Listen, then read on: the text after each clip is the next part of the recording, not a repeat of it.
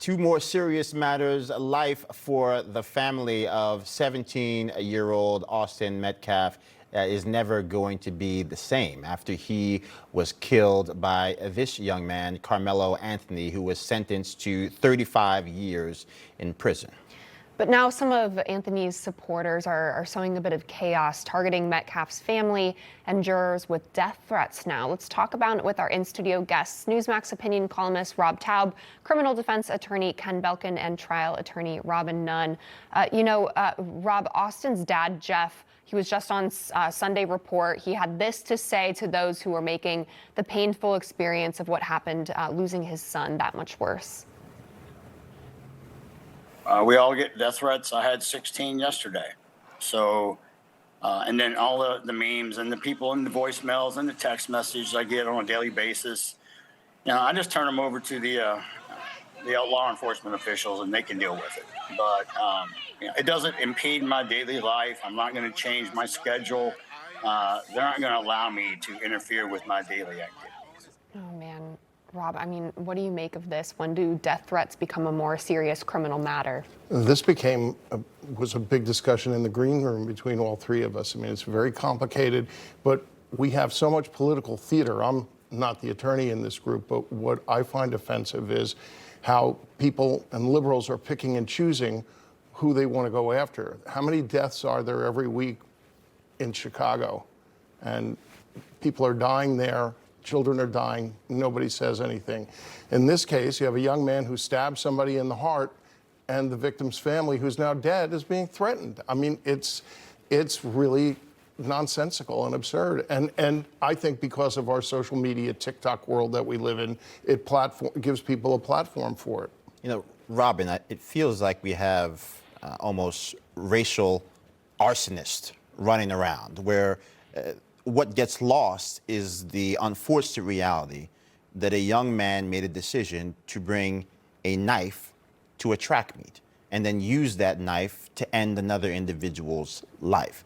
It's not that he was black. It wasn't that he was white. It's that two children who got into an altercation that happens on campuses and track meets every day ended up with one person going to prison, most likely for the rest of their natural life, and the other person no longer living any life.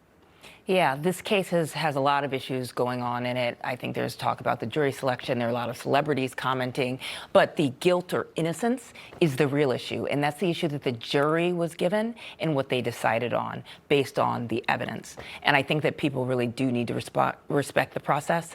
And what does concern me is what we're hearing about the allegations of assault directed towards the victim's family. That's very upsetting. I think we all have to agree that the rule of law has to be allowed, and we have to follow it. And threatening the victim's family seems very wrong to me.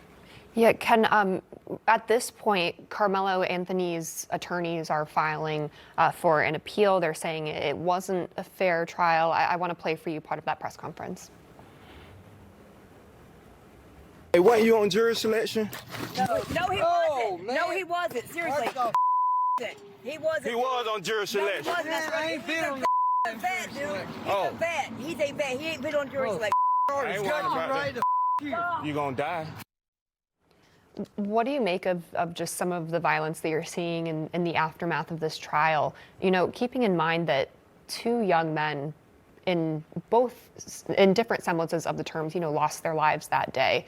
This young man who chose violence, he's now going to jail for potentially the rest of his life, as you were saying, and another young man who just completely lost his life. Yeah, I mean, look, it's a terrible tragedy. I think we have to respect the process, and part of that process is an appeals process. I personally think the jury got it right. I am a criminal defense attorney. I have used self-defense arguments. I'm very familiar with them. Textbook self-defense requires proportionality of the force. Joe, if I push you and then you stab me, that's not proportional. Right. If you push me, that's a different story. If I come and stab Joe, not that I'm going to do that, and he stabs me back, hold on, man. that's also proportional. But to bring a knife to a track meet, as Joe said, and then to stab an unarmed individual because he pushed you, that is not self-defense. And the people who are proselytizing that it is self-defense, they are racial arsonists. They are trying to manipulate people's emotions during this tragedy. You look at the shooting of that woman, Renee Good, in that ICE incident, they all said this is an unjustified use of force by that officer. She was driving a Honda Pilot at him at full speed. That is justifiable. But in this case, someone who is stabbed for pushing someone, that's self-defense. We are turning the rules of law on their head to fit our political ends, and that is not the goal of the justice system, and no American should applaud that. And Rob, to that point, you look at what transpired here in this particular case. The defense attorney never proposed a reason for why he had that knife on his person in the first place. It was against school conduct, which made it against the conduct at the track meet. They never said that he was using it for masonry or that he was using it for some other project. So I think in light of what the jury did, the absence of any reason for him to have been having that weapon in the first place, combined with the fact that he then chose to meet a shove with a blade to the heart, I think that's what the case is about. And everything else is just background noise from people trying to destroy this country from within. Yeah, it's an ongoing issue of this political selectivity.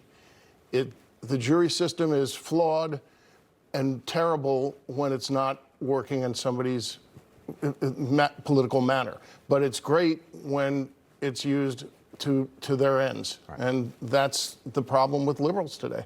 Absolutely. Gonna have to leave it there. Rob, Ken, Robin, great discussions today. Thanks so much for joining us. Thank you.